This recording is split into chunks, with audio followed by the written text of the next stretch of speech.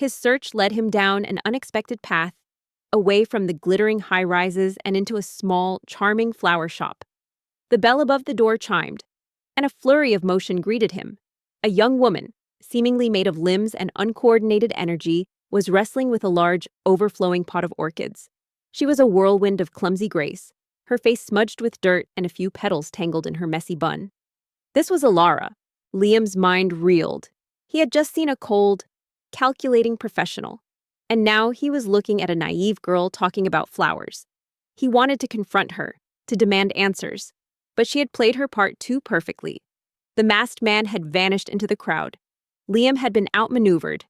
He was more confused than ever, and a dangerous thought began to take root in his mind. Was his silly wife actually playing a much larger and far more dangerous game? The tension in the Davenport mansion was a palpable, suffocating fog. The masquerade ball had opened Liam's eyes to a dangerous truth. His wife was not the simple girl she pretended to be. His trust, already a fragile thing, was now shattered. He began his own quiet investigation, pulling strings and calling in favors, determined to uncover the truth about Alara's identity. But even as he searched for answers, the chaos he had unwittingly invited into his life was about to erupt. As Liam watched, she managed to drop the pot, sending soil and flowers scattering across the polished floor. Her wide, hazel eyes, usually bright with cheer, looked at the mess in sheer panic. She apologized profusely to the air, her voice a soft, musical sound that was completely at odds with her frantic movements. She was, in a word, silly. And to Liam, she was perfect. The first blow came not from Alara, but from his rival, Marcus. In a carefully orchestrated move, Marcus called a press conference, revealing a shocking secret about Liam's late father, a financial scandal that had been buried for years. The revelation was a bombshell, threatening to ruin the Davenport legacy and, more importantly, scuttle the crucial merger with the Takahashi Group. The media swarmed, and Davenport Industries plunged into a crisis. He stepped forward, his polished shoes crunching on a fallen petal. "Miss," he said, his voice a low, commanding rumble. Alara froze, her head snapping up. She was momentarily stunned by the sight of him, a sharp suit, an air of authority, and eyes that were as cold and gray as a winter storm. Simultaneously, Liam's mother, Mrs. Davenport, also made a discovery of her own. She had grown increasingly suspicious of Alara, her cold gaze missing nothing. She secretly hired a private investigator who, after a few days of digging, uncovered the truth about the marriage contract. Mrs. Davenport, fueled by a ferocious need to protect her son's name and fortune, burst into Liam's office. "I have a proposition for you," Liam continued, cutting to the chase. "I need a wife for 1 year. You will live with me, attend social functions, and act the part. At the end of the year, you'll receive a substantial settlement. No intimacy, no genuine emotion, just a business arrangement. Are you interested?" "You married her for a contract," she hissed, her voice a low, furious whisper. "A simple girl you found at a flower shop. Have you lost your mind? Liam, do you know what this could do to our family's reputation?" Her words were laced with venom, but they were quickly overshadowed by her next move, believing Alara was a gold digger. Mrs. Davenport issued an ultimatum: get rid of her immediately, or she would expose the contract herself. Alara blinked, a few petals falling from her hair. She seemed to be processing the words in slow motion, her expression a mix of confusion and disbelief. She looked down at her dirty hands, then back at his immaculate suit. She opened her mouth to say something, but no words came out. Liam was at his most vulnerable. His company was on the brink of collapse. His family's name was being dragged through the mud, and the woman he was beginning to develop genuine feelings for was a complete enigma. He felt a deep sense of betrayal, not just from Marcus, but from Alara, whose secrets had made him a target. He now saw her not as a naive girl, but as a potential enemy, a Trojan horse in his own home. He stormed into their shared quarters, the contract in his hand. Unable to shake the feeling that he was witnessing a betrayal of some kind, Liam moved toward her. But Alara, with her uncanny ability to read a room, saw him coming. She gave the masked man a final, fleeting nod and then turned, her silly girl persona snapping back into place. She gave Liam a wide, innocent smile, her eyes sparkling with feigned cheerfulness. "Who are you, really?" he demanded, his voice a low growl. And what game are you playing? Liam, growing impatient, pulled a stack of papers from his briefcase, a pre-drawn marriage contract. I need an answer. Yes or no. Alara stood before him, her silly facade finally crumbling under the weight of the moment. Her eyes, no longer innocent, met his with a steely resolve. This was it, the moment of truth. She was ready to reveal herself, but the world around them was crumbling faster than she could have ever anticipated. Just as Liam's world was descending into chaos, a sudden, sharp clarity entered the room. Alara, her silly facade now completely gone, stepped forward. Her hazel eyes, once wide and innocent, now held the commanding gaze of a leader. The game is over, Liam, she said, her voice steady and full of authority. And I'm about to show you how to win it. Little did Liam Davenport know that Alara was not just a clumsy florist. She was Alara Vance, the heir to the Vance Group, a company that was a silent rival to his own empire. And she was hiding for reasons of her own. Her true identity was a carefully guarded secret, her persona as a silly girl, a perfect disguise. And this contract? It was exactly what she needed. Before he could react, she calmly picked up his phone and called a number. She spoke in fluent, rapid-fire Japanese, a language Liam didn't understand, but the tone was all business. Within minutes, a private jet was authorized for an urgent flight. Then, she opened her briefcase, the same one she had used to hold her florist supplies, and pulled out a stack of impeccably researched documents. With a slow, deliberate nod, she took the contract. A faint, knowing smile played on her lips as she looked at the man who had just, quite literally, married his greatest rival without even knowing it. The Davenport mansion was not a home. It was a monument to wealth and power. Gleaming marble floors, soaring ceilings, and priceless art filled every corner. But the air was as sterile and cold as a museum. This was the gilded cage Alara had willingly walked into. She was a silent inhabitant, a decoration meant to fulfill a single purpose: to be seen, not heard. The staff, meticulously trained and discreet, treated her with a polite indifference, as if she were a new, fragile piece of porcelain. Your father's scandal wasn't a scandal, she stated, her words cutting through the tension. It was a forgery. Marcus used a fake audit and doctored emails to frame him years ago. And I have the original, unedited files. He has been planning this for years, waiting for the perfect time to strike. Her new husband, Liam, was a phantom. He left before she woke and returned after she'd gone to her room. Their interactions were limited to brief, formal acknowledgments when they happened to cross paths. He was a man of routines, and she was an anomaly in his perfectly ordered life. Alara found solace in the vast, neglected garden, a patch of wildness in the otherwise manicured landscape. She spent her days tending to the forgotten rose bushes, her dirty hands a stark contrast to the sterile perfection of her surroundings. Liam was left speechless, his mind reeling as he processed the information. He looked at Alara, no longer seeing a clumsy girl, but a formidable adversary and a powerful ally. She was Alara Vance, heir to the Vance Group, the silent rival to his own empire. The realization hit him with a jolt. She wasn't a pawn, she was the queen he had been looking for. One evening, as she was humming to herself while sketching a new flower arrangement, a shadow fell over her. It was Mrs. Davenport, Liam's mother, a woman whose every glance was a judgment. She was a formidable matriarch, her face a mask of elegant disapproval. She calmly handed him a tablet. Send this to the media. It's a full exposé of Marcus's crimes, with irrefutable evidence. It will clear your father's name and turn the public against him. The Takahashi Group will see that you are a man who values truth and justice, not a man with a tarnished legacy. The help will take care of the garden. Dear, Mrs. Davenport said, her voice dripping with condescension. Your role is to be a suitable wife for my son, not a gardener. With her help, Liam's company was saved from the brink of collapse. The media, which had swarmed with accusations, now swarmed with retractions and apologies. Marcus's betrayal was exposed, and his reputation was ruined. Liam's mother, who had been listening from the hallway, was utterly speechless. She watched as Alara, the girl she had so easily dismissed, saved her family's name and fortune. The silly girl was no more. In her place stood a brilliant and courageous woman, ready to face any challenge that came her way. The aftermath of Alara's revelation was a whirlwind. Liam, now knowing the full truth, was a man consumed by a multitude of emotions: shock, awe, and a profound sense of gratitude.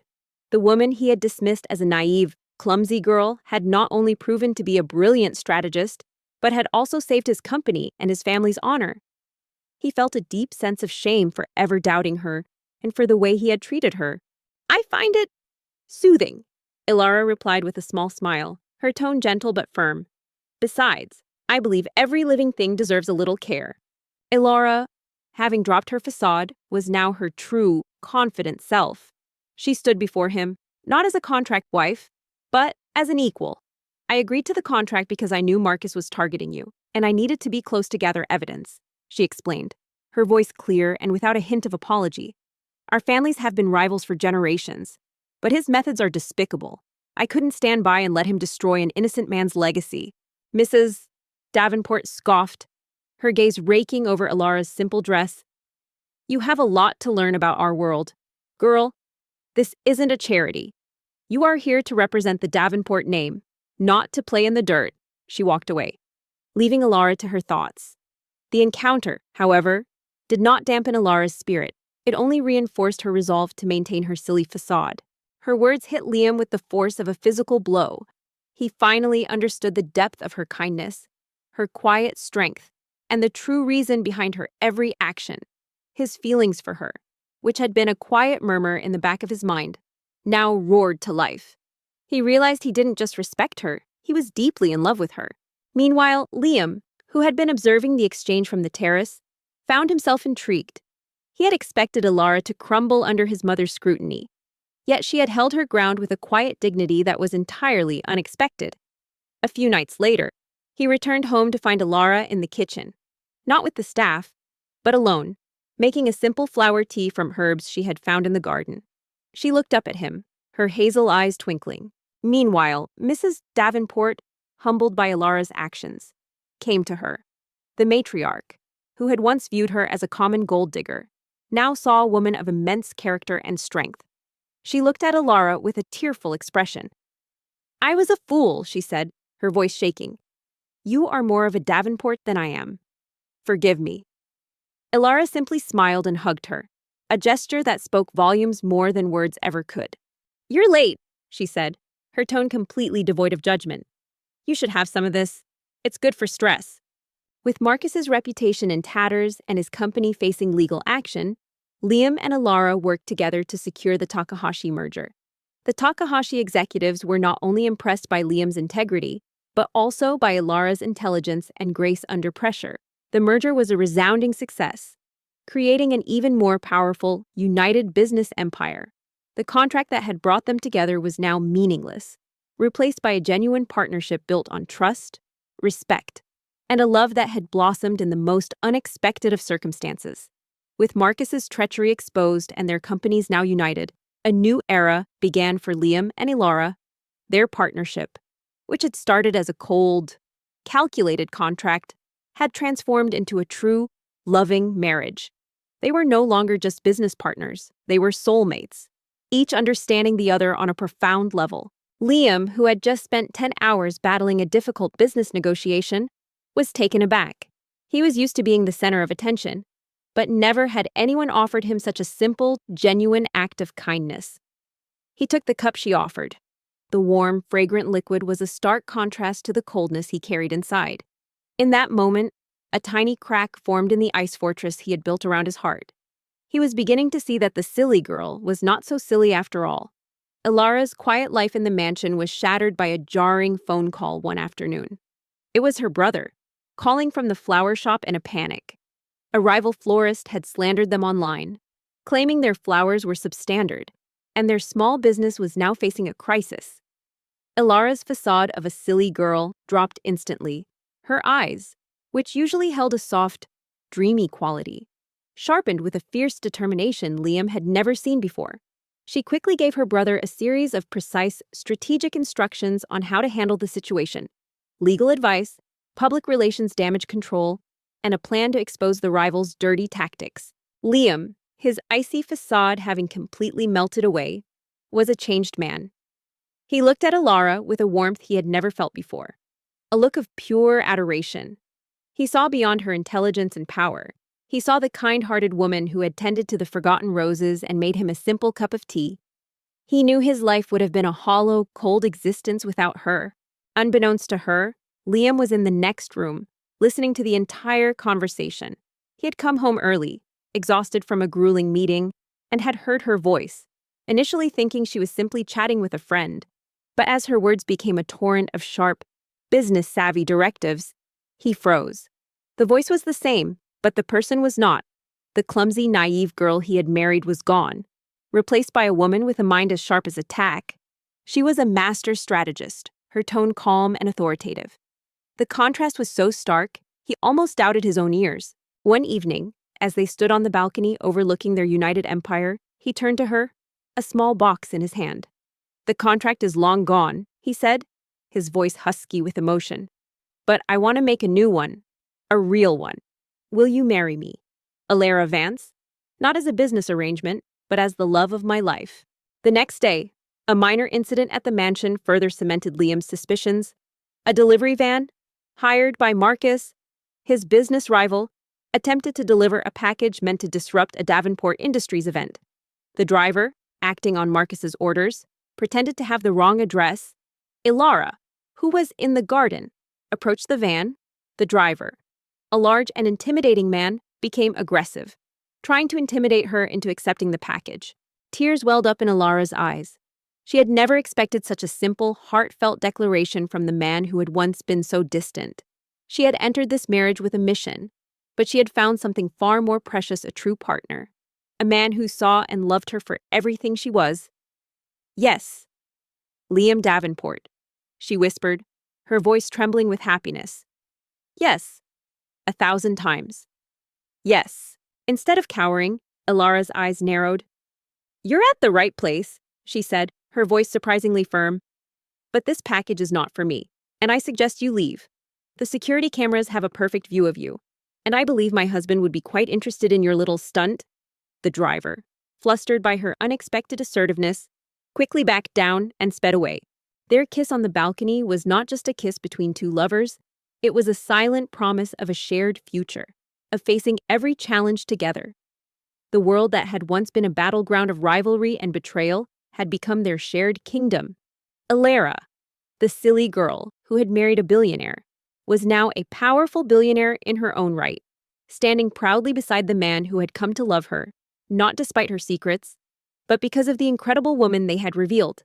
Their love story became a legend, a testament to the fact that true strength, courage, and kindness can be found in the most unexpected places. Liam, who had been watching from his office window, was stunned. He saw a flash of the same intelligence and resourcefulness he had heard on the phone. Ilara was not just a clever strategist. She was brave and quick-witted. The clumsy, silly girl was a lie. The realization hit him like a physical blow. He had been so sure he had married an unthreatening doll, a pawn in his game. Now, he was looking at an unknown player, someone who could be a queen in her own right. A complex mix of curiosity, admiration, and a growing sense of unease began to swirl inside him. He knew he had to get to the bottom of who Ilara truly was. The annual Davenport Industries Masquerade Ball was a spectacle of wealth and influence.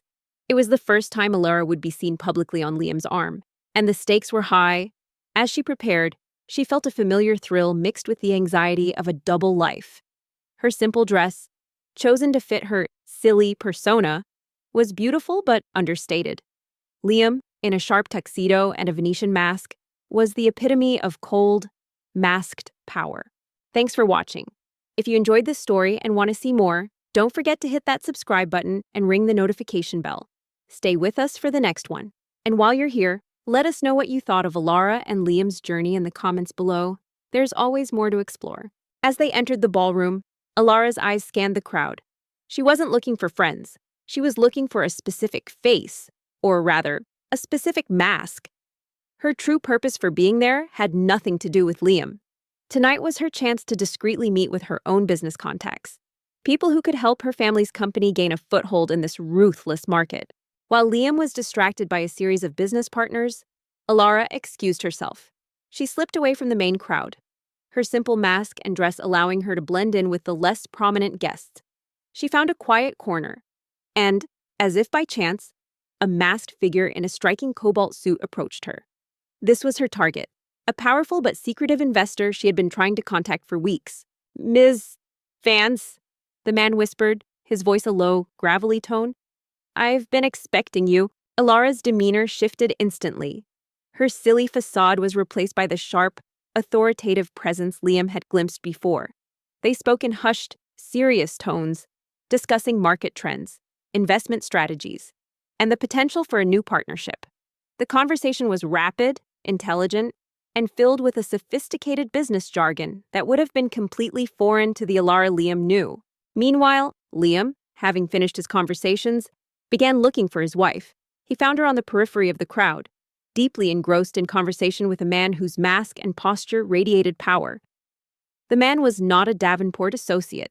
Liam knew every prominent face in the room. He watched, a knot of suspicion tightening in his stomach. The way Alara spoke, the way she held herself, it was the same clever strategist he had heard on the phone. Who was this man? And why was his wife talking to him like a business equal? Liam Davenport, CEO of Davenport Industries, was a man carved from ice and ambition. His world was a chessboard, and every person was a piece to be moved, sacrificed, or promoted based on their utility. He had little time for sentimentality, and even less for women who saw him as a prize to be won. He needed a wife, but not for love. A critical merger with a conservative Japanese conglomerate, the Takahashi Group, hinged on him appearing stable and family-oriented, something his public image as a ruthless playboy decidedly was not. The marriage needed to be a contract, pure and simple, and the bride, she had to be utterly unthreatening. Liam had a list of criteria. She had to be from a modest background, not too smart, and completely disinterested in his wealth. He envisioned a quiet, simple girl who would sign the contract, live in his gilded cage for a year, and then disappear with a hefty sum and no fuss. "I was just admiring the flowers," she said, her voice light and airy. "They're so beautiful, aren't they?"